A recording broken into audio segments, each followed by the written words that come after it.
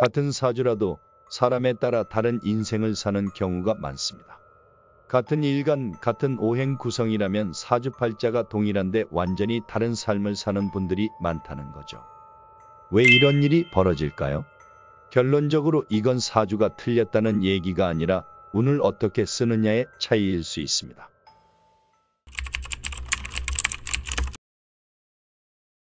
사주명리학은 여러분이 태어난 연, 월, 일, 시 이 네 가지를 바탕으로 타고난 성격과 기질 그리고 운의 흐름을 분석하는 도구입니다.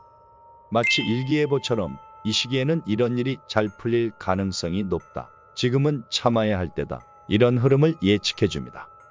하지만 이 흐름은 정해진 운명이 아니라 우리가 그 운을 어떻게 대처하고 활용하느냐에 따라 완전히 달라질 수 있습니다. 사주명리학에서는 사주를 구성하는 요소 중에 희신과 용신이라는 개념이 있습니다. 내 사주가 잘 돌아가려면 꼭 필요한 기운이 용신이고 그걸 도와주는 보조적인 기운이 희신입니다. 두 가지 기운 모두 나한테 필요한 기운입니다. 즉, 내 인생이 잘 돌아가려면 어떤 기운을 써야 하는가를 말하죠. 예를 들어 내가 화기운이 부족해서 그 기운이 들어올 때 운이 트이고 일이 잘 풀린다. 그럼 내 인생에서는 화가 용신이 되는 것입니다. 그런데 여기서 진짜 중요한 건 그 기운이 들어올 때 내가 그걸 쓸 준비가 돼 있느냐입니다. 똑같이 화가 들어와도 누군가는 그걸 도전과 열정으로 발휘하고 누군가는 짜증, 분노, 충동으로 써버립니다. 결과는 당연히 완전히 다르겠죠. 사주명리학은 기질과 흐름을 말해주는 도구지만 그걸 어떻게 운용하느냐는 전적으로 나에게 달려 있습니다. 사람마다 사주에 들어있는 기운은 기본적으로 타고나지만 그걸 어떤 방식으로 풀어내느냐는 성격, 경험, 태도에 따라 달라지게 됩니다. 이걸 명리학에서는 기운은 같아도 쓰는 사람에 따라 기륭이 갈린다고 표현합니다.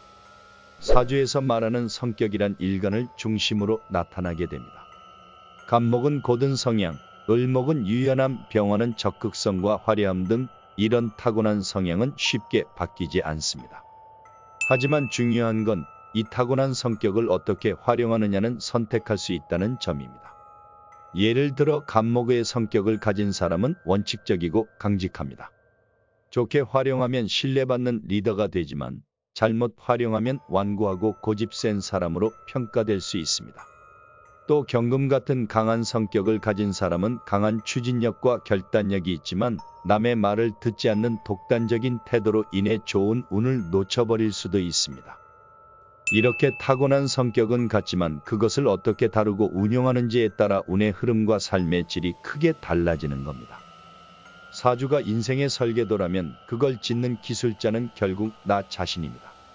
운이 들어왔다고 해서 무조건 잘 되는 게 아니고 나한테 맞는 기운이 와도 그걸 잘못 쓰면 오히려 탈이 납니다. 반대로 운이 약한 시기에도 내 성향과 태도, 쓰는 방향이 잘 맞으면 흐름을 완전히 바꿔버릴 수도 있습니다.